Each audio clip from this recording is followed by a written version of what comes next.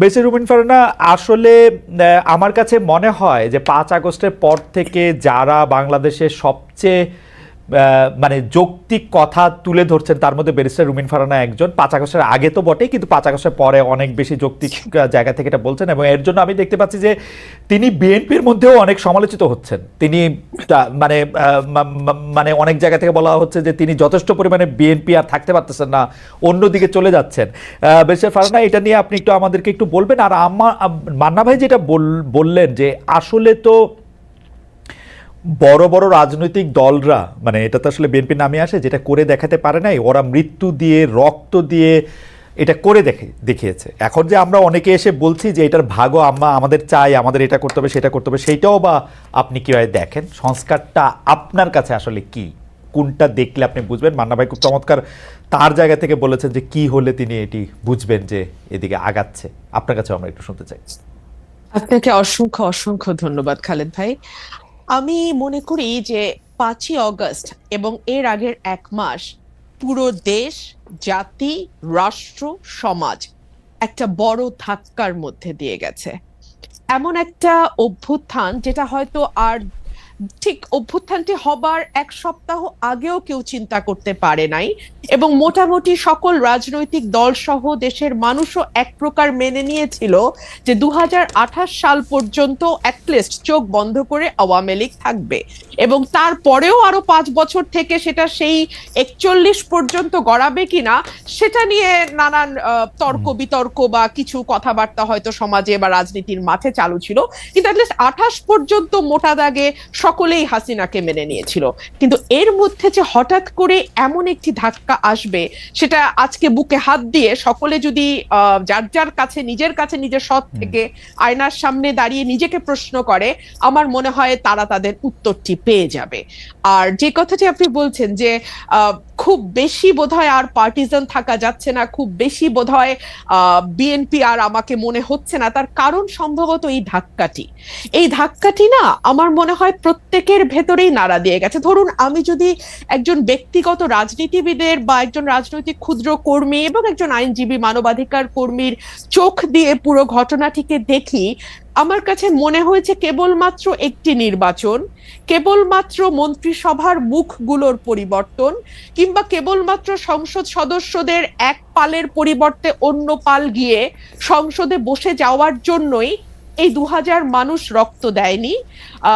আবু সাইদ একেবারে নির্ভীক চিত্তে একটা গুলি, তারপরে আরেকটা গুলি, এবং ধীরে ধীরে তার মাটিতে বসে পড়া, এই বিষয়গুলো আসলে না এক পাল মানুষের বদলে আরেকটা পাল মানুষের বসে যাবার জন্য হয়নি।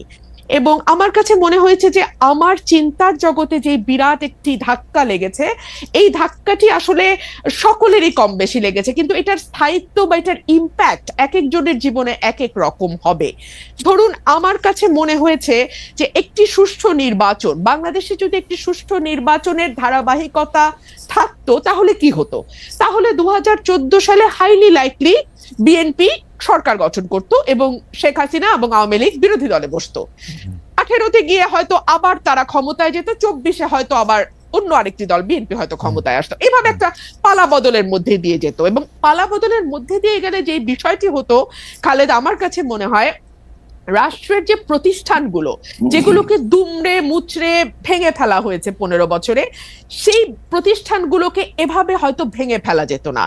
আজকে যেভাবে আমরা দেখতে পাচ্ছি মসজিদের খতিব থেকে শুরু করে একেবারে পাড়ার স্কুলের হেডমাস্টার পর্যন্ত পালিয়ে যে প্রাণ বাঁচাচ্ছেন, কারণ সোশ্যাল টেক্সচারটা পুরোপুরি নষ্ট হয়ে গিয়ে একেবারে প্রান্তিক লেভেল পর্যন্ত সকলকেই এক দলের সদস্য হয়ে যেতে হচ্ছে। এই অবস্থাতে বাংলাদেশ যেত না। একটা পাওয়ারের তো একটা ব্যালেন্স থাকে, ভার্টিক্যাল এন্ড হরাইজন্টাল। ভার্টিক্যালটা হয় রাষ্ট্র, হরাইজন্টালটা হয় সমাজ।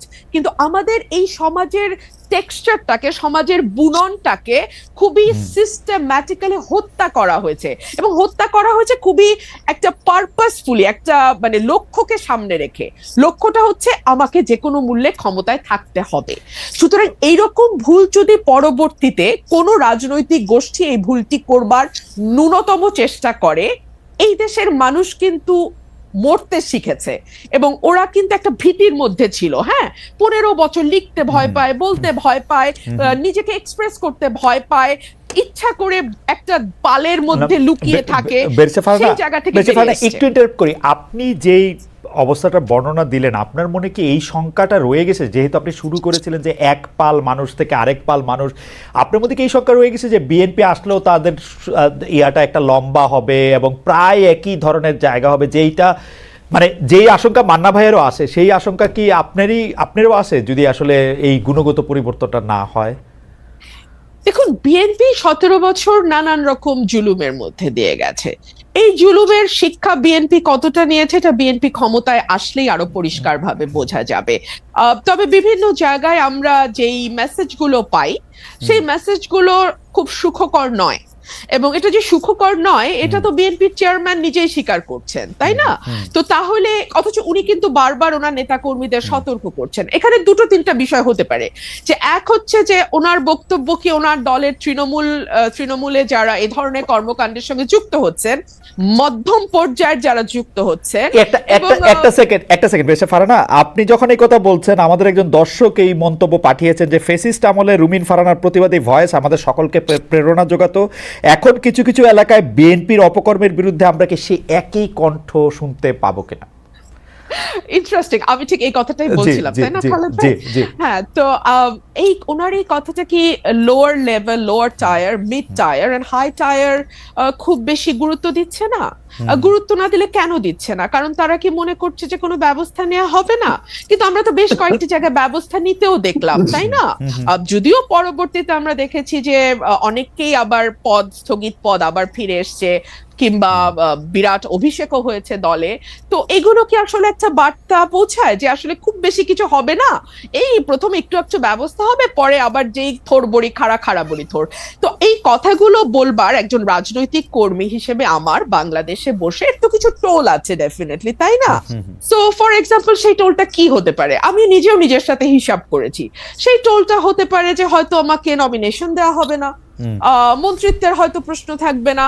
কিন্তু দেখুন, একটা রাষ্ট্র গঠন করতে এই ছোট ছোট জিনিসগুলোতে ছাড় দেয়া, আমার এমপি না হওয়া, কিংবা আমার মতন আর 10 জন যদি কারো সাহস, আমি জানি না 15 বছর আমি সাহস দেখি নাই, আগামী 10 বছর আমি সাহস দেখবো কিনা Khaled, I am very sorry.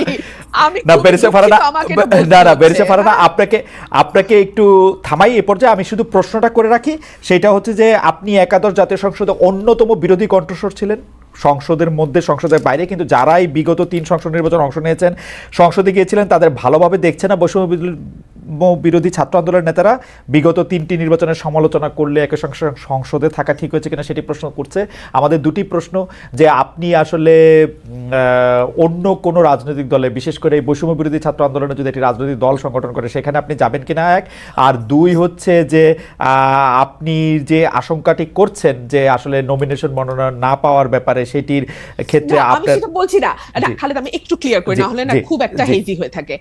মানে আমি বলছি এই ঝুঁকিগুলো বাংলাদেশের প্রেক্ষাপটে তৈরি হয়, আমি পাবো না বা পাবো কোনোটাই বলছি না, এই ঝুঁকি তৈরি হয়।